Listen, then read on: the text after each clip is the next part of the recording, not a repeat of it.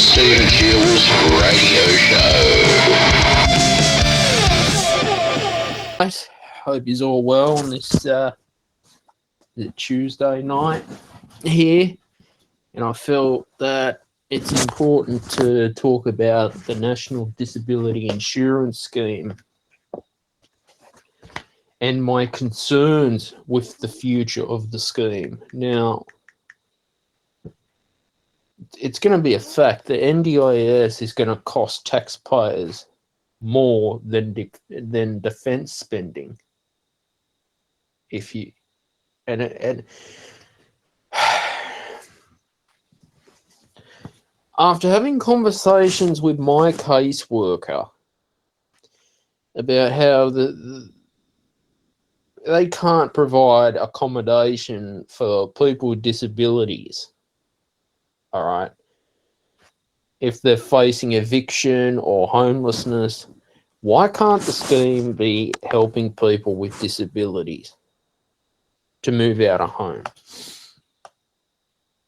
Why does it have to be an occupational therapist, in my experience, to come and then he has to write a 20-page report for supported independent living skills, SILS, through NDIS accommodation that's probably going to take, 6 months at least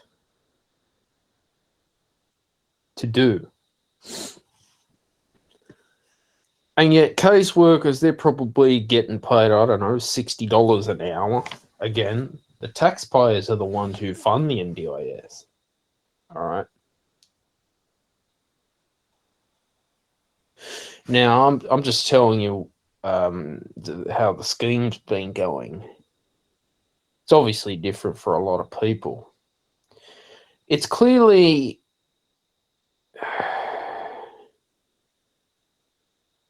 I'm hearing about a royal commission because of doctor shopping. India, there's, providers spending money on lawyers for tribunal cases out there.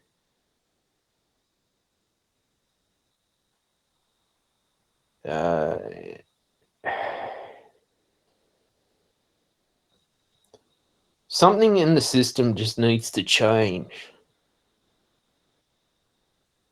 Okay.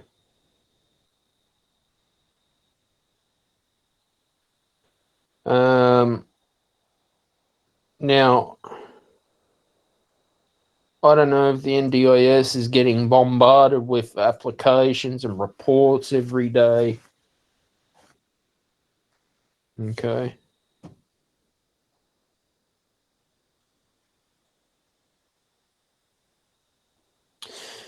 But there needs to be more care for people with disabilities out there. Okay. Because it's getting to the point where if people aren't going to get the help that they need, then sooner or later something needs to change for the National Disability Insurance Scheme. All right.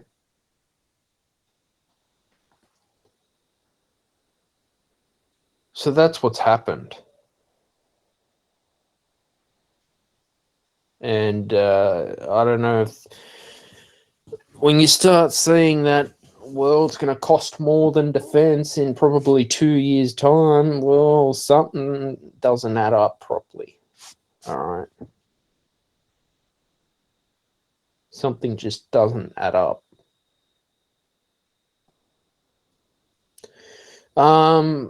So after Cyclone Alfred in Queensland, there was again, Japanese encephalitis people have been warned about because of mosquitoes.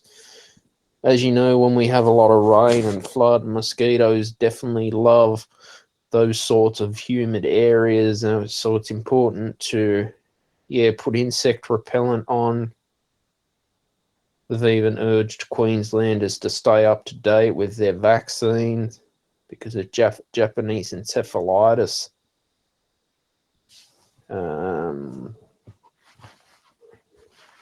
It's coming from mosquitoes, of course.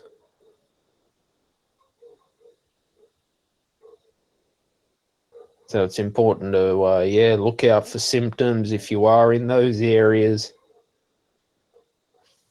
So it's important to take mosquito bites very seriously. Okay.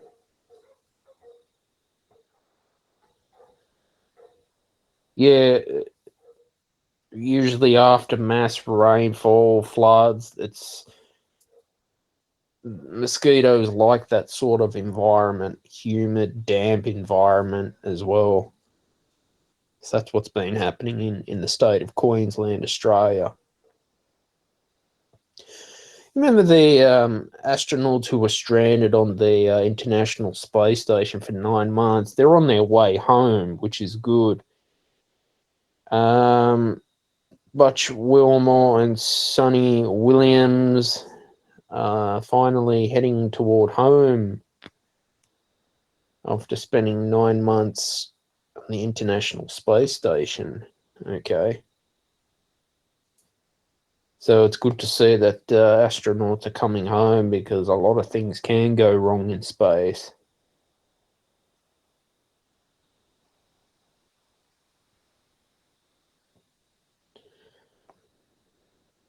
But Elon Musk's Dragon rocket ship, which is fantastic, it has a capacity of at least up to 7 astronauts, 6,000 kilograms cargo to the International Space Station, 3,000 kilograms of cargo from the International Space Station to the Earth. Now, the gear that the crew are wearing, a 3D printed spacesuit helmet, custom tailored, flame resistant suit, touchscreen compatible gloves. This is amazing technology from SpaceX, guys. So it's a private company, and SpaceX Falcon 9 rocket for launch. The Dragon crew capsule sits atop a 70-meter tall Falcon 9, the world's first orbital class reusable rocket. This is the why Elon Musk is a genius to reuse rockets. That's fantastic. Neocone covers docking hatch to the International Space Station. Engine pods, 4 pairs of Super Draco engines provide escape systems. Draco maneuvering thrusters used for apogee, perigee maneuvers, orbit adjustments, and altitude control. There's a trunk section, umbilical connection to the trunk.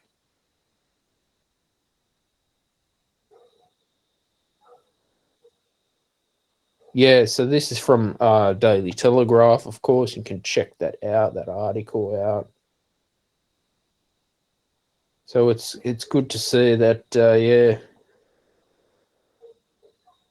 astronauts can finally come home after 9 months up there on the International Space Station. Don Bradman's granddaughter has opened up about her autism diagnosis. This is interesting. I recently read this article. Greta, she's practicing psychology in Collingwood, and she's a member of the Barrel-based Bradman Foundation. This is in New South Wales.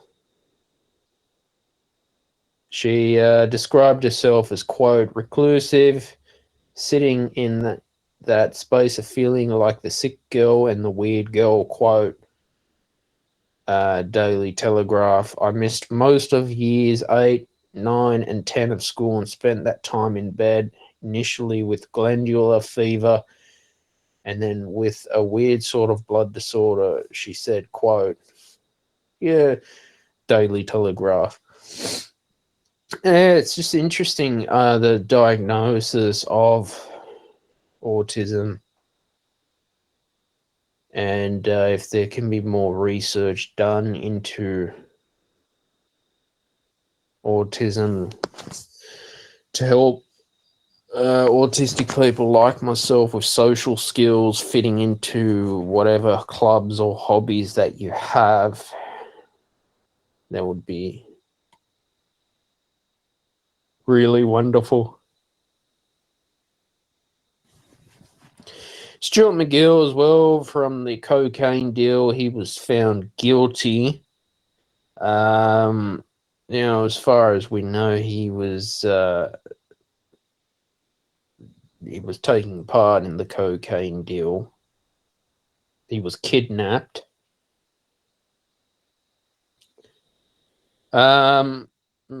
Probably more to the story than what's been reported.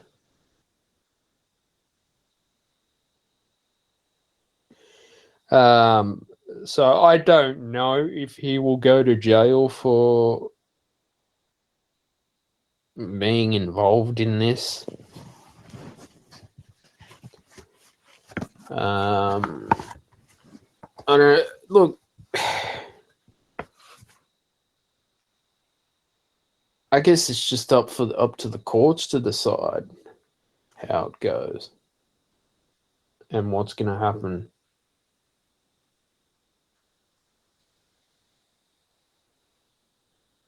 Yeah.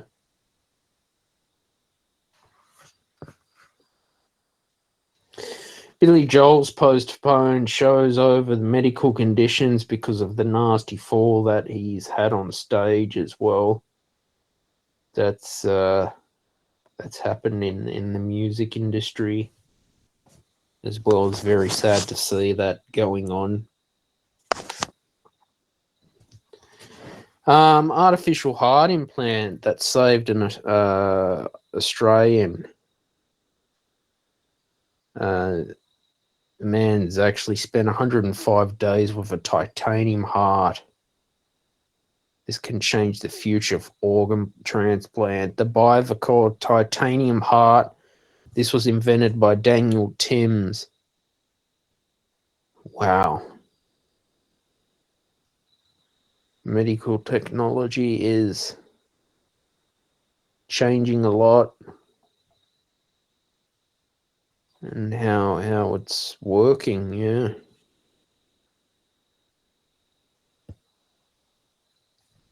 Also, footy recently the Bulldogs won against the Titans, which was great. Went to Belmore. It was hot.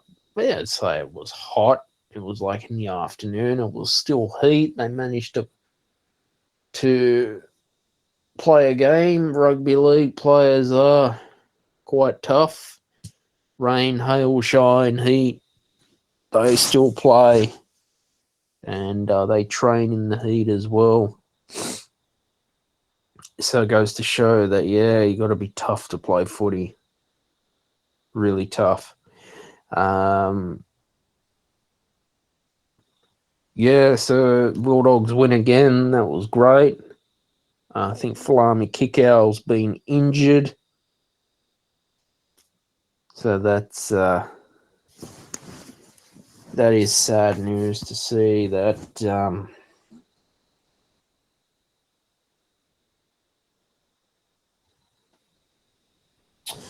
that has happened at the club, because we need to keep our star players.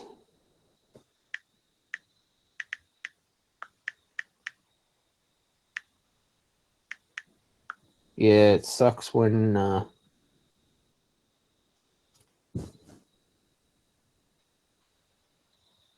yeah, that does happen, eh? So yeah, that's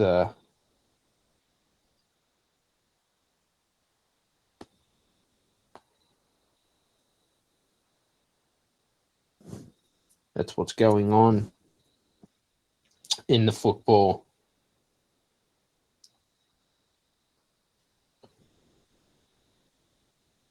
Yeah, so that's is he injured? I don't know. Oh, he could have been. Remember when there was a problem with Canterbury Bulldogs about wrestling players who were punished for turning up late to training and were having to wrestle? This was recently in the Daily Telegraph. Tavita Pangai during and Raymond Fatala Marina, ex-Bulldogs players. They've been asked to provide evidence in Jackson Topine's multi-million-dollar legal fight against the Canterbury Bankstown Bulldogs. Now,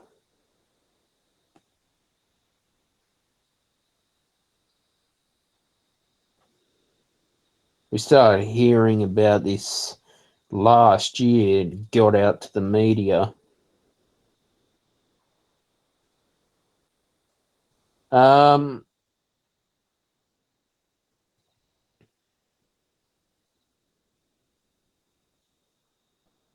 don't know what went on in training.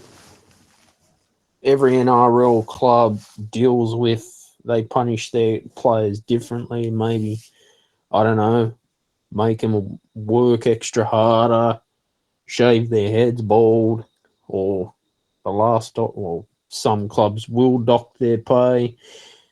Others do, physical punishment like extra sets, wrestling. I don't know, 1,000 play the balls. Remember, I think it was in the Redcliffe game, sloppy play the balls. Players just not playing the ball with their foot. This is just the basics. And, mate, I don't know, Andrew Johns was saying in commentary that, punishment, 1,000 play the balls at training. Just play the ball. One of the most foundation of rugby league is to play the ball, mastering the basics. It's just stuff like that. I don't know, every NRL club is different how they punish players. I don't know how this legal action is going to go. Obviously, I've got to read the news as part of research for my show and what I've got to do.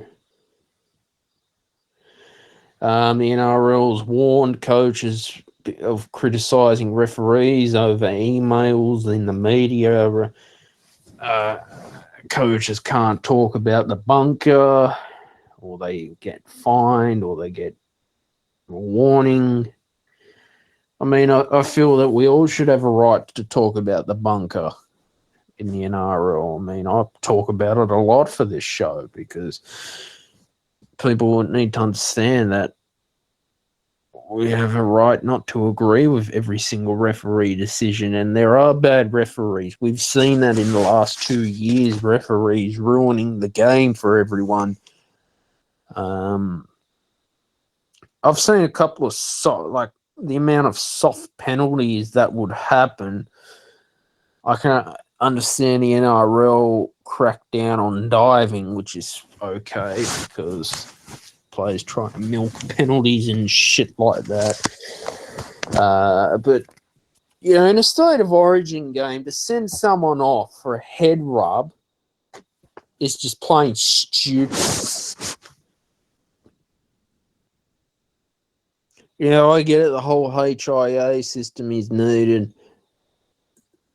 There was a point where people were, I don't know, were they complaining that the game was just getting too soft or whatever? I certainly did when you see it, especially in a finals, semi-finals intensity where players just need to go out and play footy without worrying about being put on report all the time and having to face the judiciary on Monday or whatever bloody day they got to face it. No. Yeah, so that's the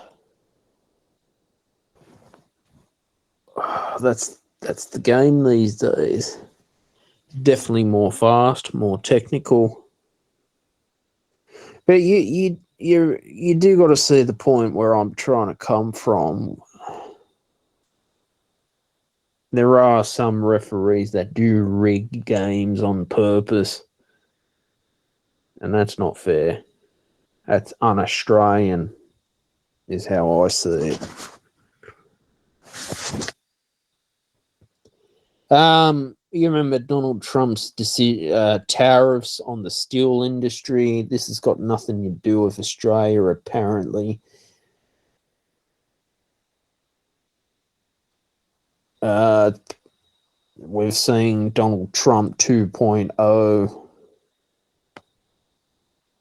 Yeah, so we'll have to wait and see what's going to happen with tariffs. Some countries do have tariffs against Australia, so imported products to other countries from Australia, they do get taxed.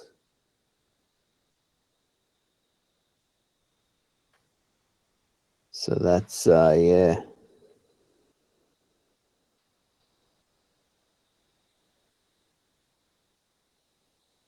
That's just how it is.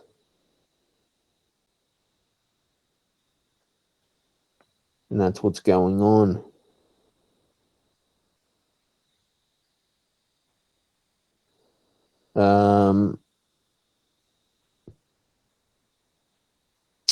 No, so obviously, hopefully, you're playing your fantasy football, guys, as well, and your fantasy Formula One. But the first race at Albert Park, Melbourne, was interesting. It did the track get so slippery out there. A couple of other F1, I think it was F3 or something. A couple of races got cancelled because of wet weather. Now,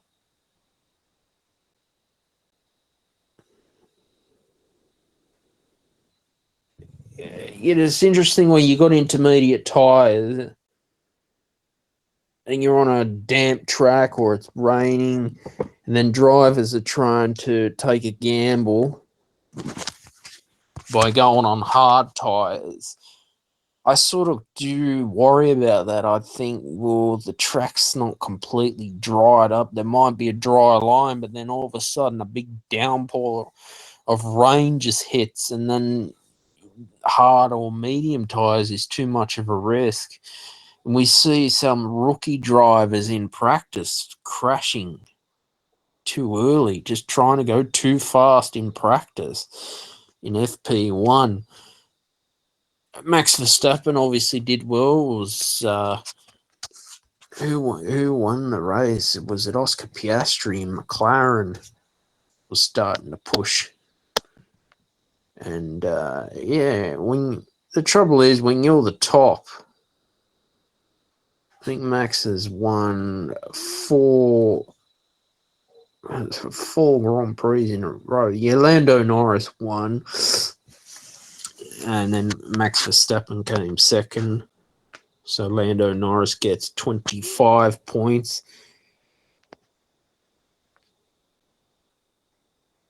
For McLaren, Lando Norris, yeah, did very well.